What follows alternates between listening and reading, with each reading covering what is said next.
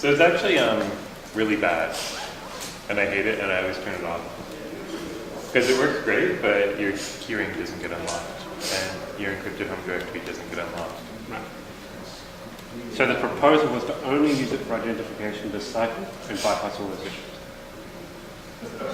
Just like what?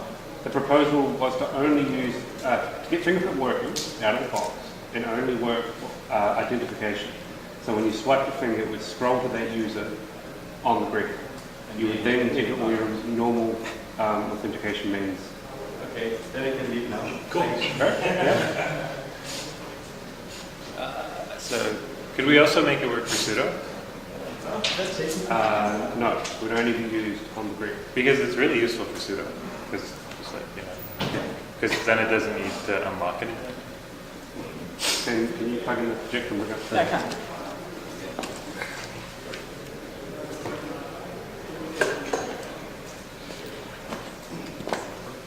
Who's actually on the blueprint for this? Does anyone know? Huh? Who actually made the fingerprint blueprint? You? I think Jason might have made it. I think it took like everything from the mailing list and like, Yeah. let me check. So there were kind of two major points that came out of the authentication session. One was, we do this session every UDS for the last 5 years and we've made no progress. And how can we get a really simple use case and get it to work? So we can get some progress.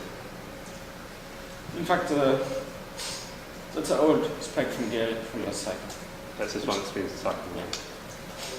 So which one did you want on screen? So if you go to Thursday, there's a improved authentication. And that's not what you work out. Is this video camera on? Why is there a video camera? They have to like type in some of the sessions to put them online later.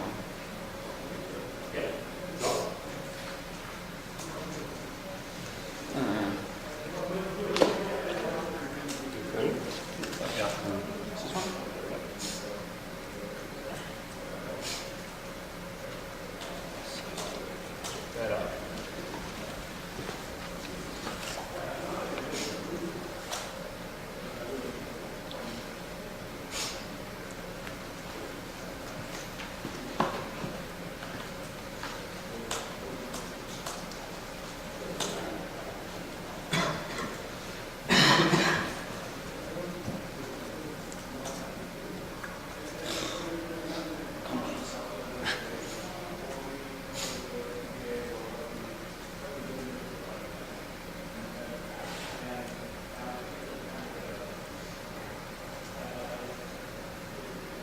Yeah. So they're the work homes we took. The main issue with authentication is to be that a lot of people want it, but no one wants to put the work in to do it. So the majority of the work on this side is with the canonical OEM team, whatever they're called now. So it's really up to them to do the majority of the work to make this happen. That's James F. biggest side. Is there anything this doesn't cover that we want to discuss? So all the time at the login screen, you're going to have the fingerprint reader active. Are there power considerations for that? Because I guess if it's like actively scanning, because usually it's you enter your login and then it goes active to read only for a few moments, right? I don't know how to do it. And it's always going to be happening, or only like after you enroll someone?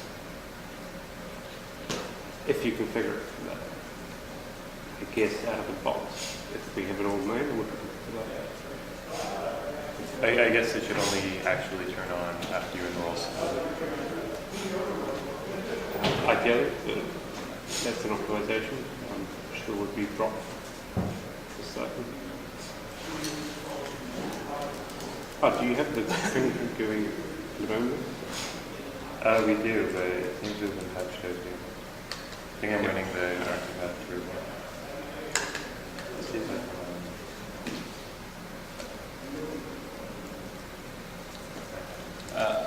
So I guess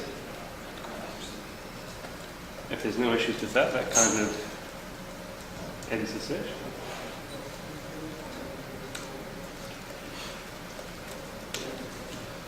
Yeah? Then I'll ask a question. Yeah? One reason I'm interested in this topic is actually not specific for fingerprint readers, but a variety of devices which authenticate, for example, smart cards, Yeah. fingerprint readers, blood test machines, that kind of stuff. Yeah. But, so what exactly is, and I'm very new to all of this, at least on the economical side, I don't know anybody.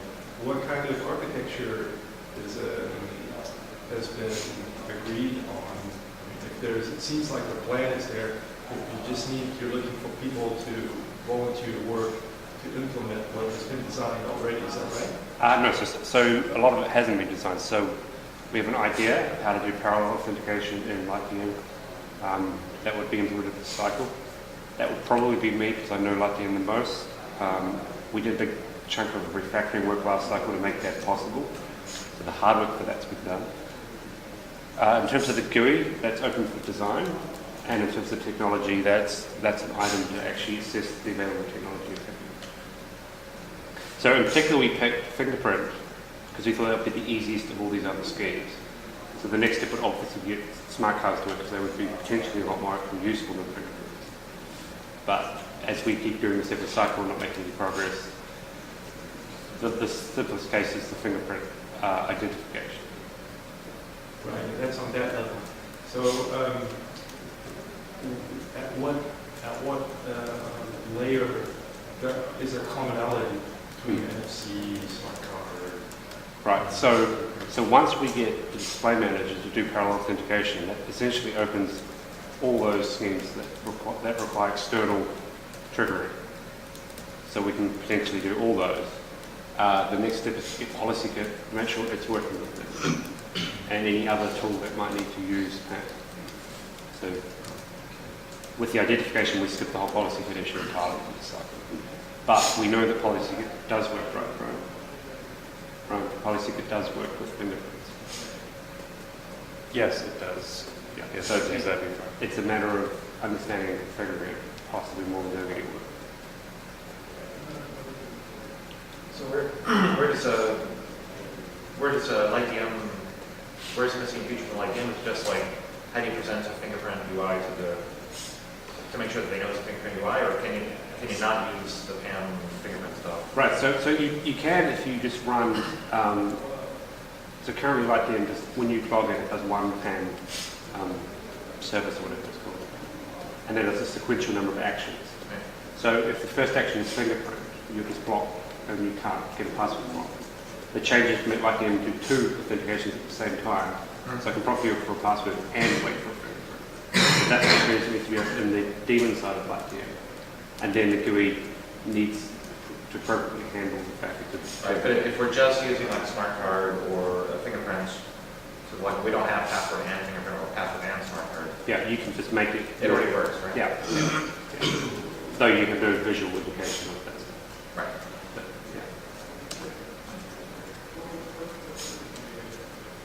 yeah, if you just have a PAM stat, which is check if the smart card exists, you should work everywhere with that. But what about presenting the pen for the smart card? Is that there yet? Sorry, we're doing that. The pen, the smart card, I think it's just a pen prompt, so it should just work. Yeah, so I think what will happen is you'll get no prompt. You'll get a message printed, no prompt. And then once you enter the card, it'll let you through. Because the way it worked with GDM, for example, Yeah. is you pop in a smart card, and if you have the PAM status that your card authenticate only with a smart card, like stick it on the smart card, then it would ask for whatever the PAM prompt was, Yeah. which in that case is a PAM, to unlock it. But like unlike DMN, I think it works the same way, doesn't it? Like that's the actual PAM prompt, it's not password, it's a PAM. Yeah. It just takes the text from the PAM response and puts it up on the screen as a password input. Yes. That PAM really works. Yeah, it works in that. So it works if it's required. If it's an optional or alternative mechanism, it doesn't work. That's the enhancement. Right. So yeah, if you want to use fingerprint optionally instead of password, that's the requirement. Right, instead of authentication, use fingerprint for identification. And then it does whatever the PAM stack requires for authentication. Yeah. But also, if you don't want to do that, you can leave a password. If your finger's covered in blood, you can't swipe it. If you do have your secure password, then you can do that stage. That's kind of like fingerprint. Yeah, different.